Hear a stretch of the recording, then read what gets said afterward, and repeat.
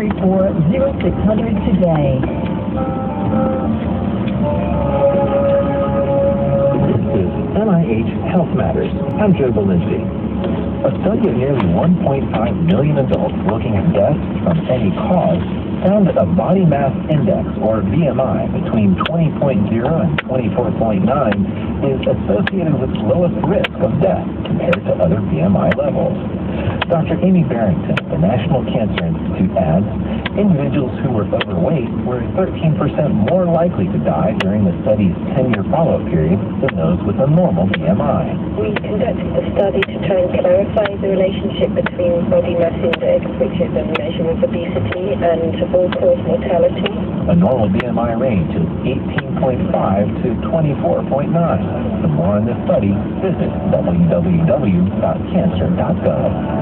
Health Matters is produced by the National Institutes of Health, part of the U.S. Department of Health and Human Services. Coast to coast, late night, every night on KSMX.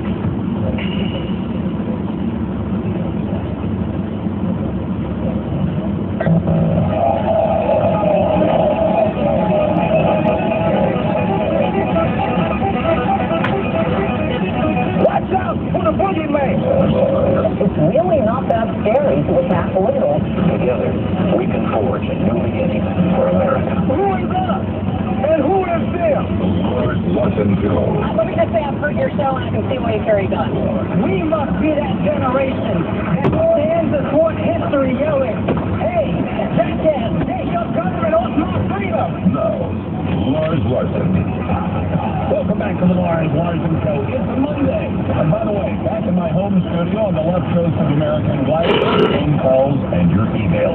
Yeah, it's Monday, officially Washington's birthday, but glad to have you on board. And take your phone calls, too. 866-HEY-LARS. Just remember it that way. 866-HEY-LARS or 866-439-5277. Follow the show on Twitter and on Facebook at Lars Larson Show.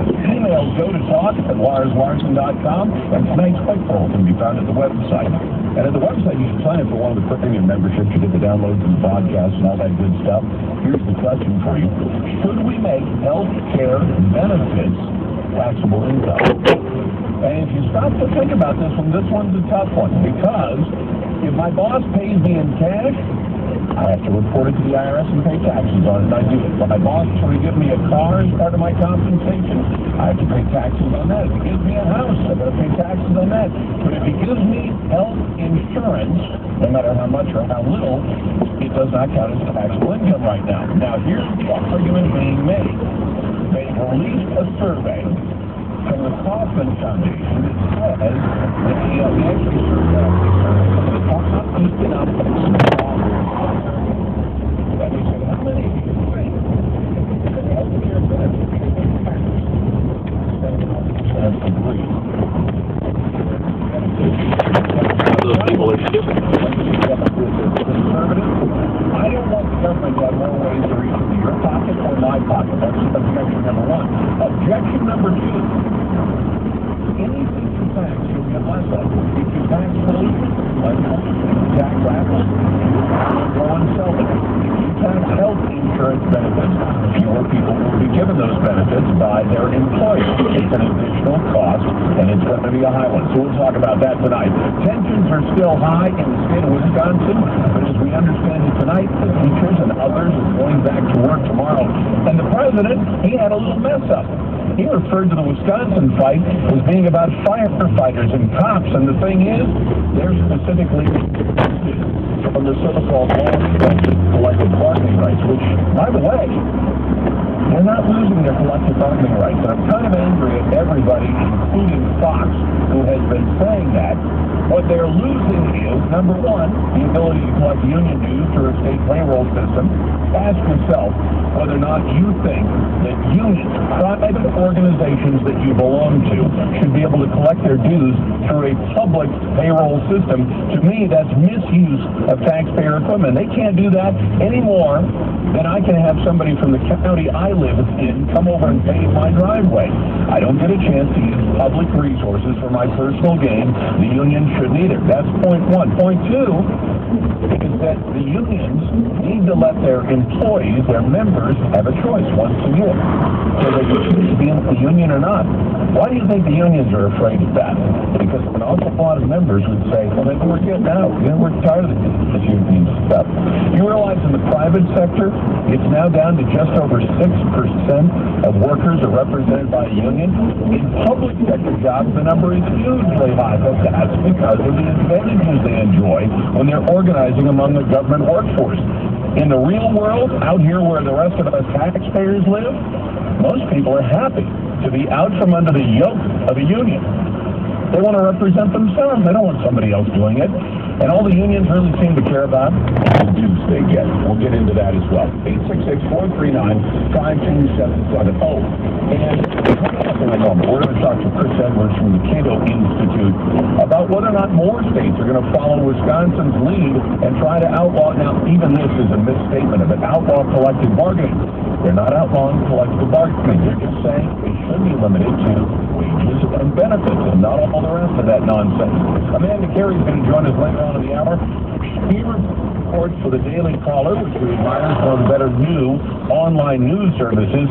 Are more governors in America going to follow the lead of Chris Christie?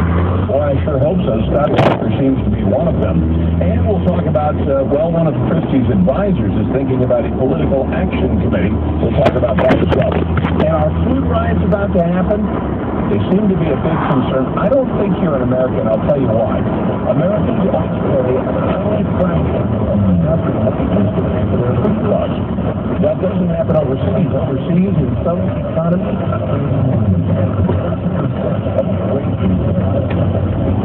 to stay alive. That's not the case in the United States of America. Oh, and this one, I love this item. Underfunded pensions, bad attitudes, they're not the only problem in the public sector. Look at the blog post, you can read this email. You went to public school and you probably should be on Oprah. According to a 2010 report from Cato, from the cheese state, Wisconsin, public sector unions tend to protect poorly performing workers. They push for larger staffing levels than required. They discourage the use of volunteers in government activities. Further, they tend to resist the introduction of new technologies. Think about the post office on that one. And they create a more rule-laden workplace. While these laws may preclude teachers from negotiating their salaries apart from the collective, they don't stop teachers from abdicating their duties to mob the homes of people they don't like. You like what's going on in that regard? It is President's Day 2011. Our phone lines are open via 866-439-5277. Twitter and Facebook accounts, Lars Larson Show. Emails go to talk@larslarsson.com.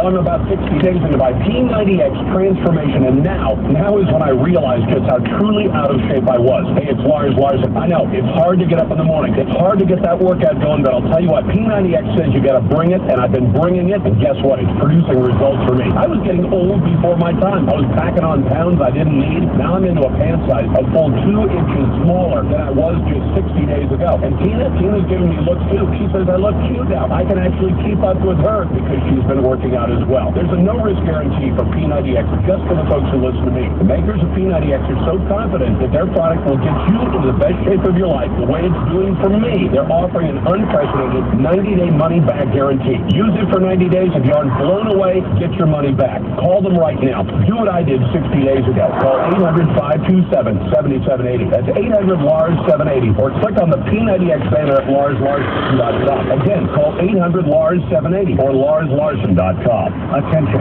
all active duty members and veterans of the U.S. military.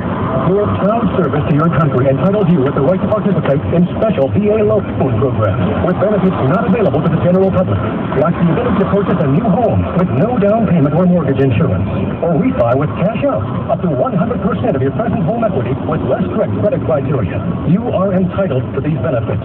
Review them online at VARadio.com. This is Tim Lewis from iFreedom Direct and a veteran of Operation Iraqi Freedom. I want want you to know that as a member or veteran of the United States military, you've earned special rights and privileges. On your feet, and get the details at VARadio.com. VARadio.com is a website of iFreedom Direct Corporation, a private lender approved by the VA and licensed in most states. In certain states, certain restrictions